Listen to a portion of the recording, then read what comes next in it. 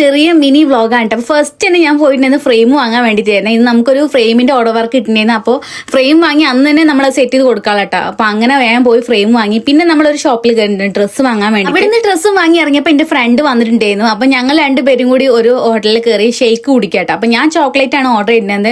ഒരു ടേസ്റ്റും ഇല്ലായിരുന്നു കേട്ടോ. എനിക്ക് ഓർഡർ ചെയ്യേണ്ടില്ലേന്ന് തോന്നി. പിന്നെ ഞാൻ അവള് മാംഗോ കേട്ടോ, മാംഗോ ഷേക്ക് ഓർഡർ ചെയ്യുന്നത്. അപ്പൊ ഞാനത് കഴിച്ചു, നല്ല ടേസ്റ്റ് ഉണ്ടായിരുന്നു കേട്ടോ.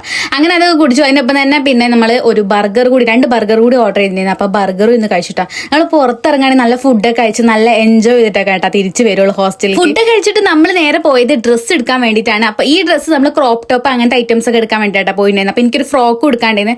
അങ്ങനെ നമ്മൾ വെസ്റ്റിറ്റോ 888 പറഞ്ഞ ഒരു ഷോപ്പിൽ കയറി. നല്ല അടിപൊളി വെസ്റ്റേൺ ടോപ്പ് ഒക്കെ ഉണ്ടാവും അവിടെ. അപ്പൊ നമ്മൾ ഡ്രസ്സൊക്കെ എടുത്ത് നേരെ പോയത് എക്സിബിഷൻ കാണാൻ വേണ്ടിയിട്ടാണ്. അതൊക്കെ ഇപ്പൊ സ്റ്റാർട്ട് ചെയ്തിട്ടുണ്ടല്ലോ. അപ്പൊ ടിക്കറ്റിന് 40 ആട്ടോ റേറ്റ് വന്നത്. അപ്പൊ ഞാനും ഇവും കൂടി നേരെ എക്സിബിഷന്റെ അവിടെ. എവിടെ പോയാലും നമുക്ക് ഡോളിന്റെ സെക്ഷനും ഫുഡിന്റെ സെക്ഷനും നമ്മൾ വിട്ടുപോയില്ല. അങ്ങനെ എന്താ ഈ ഡോൾ എനിക്ക് ന്യൂ വാങ്ങി തരാന്ന് പറഞ്ഞിട്ട് ഞങ്ങൾ ഇങ്ങനെ സെലക്ട് ചെയ്യുന്നു. പിന്നെ ഞങ്ങൾ വിചാരിച്ചു വേറെ സ്ഥലത്ത് പോയിട്ട് വാങ്ങാന്നൊക്കെ.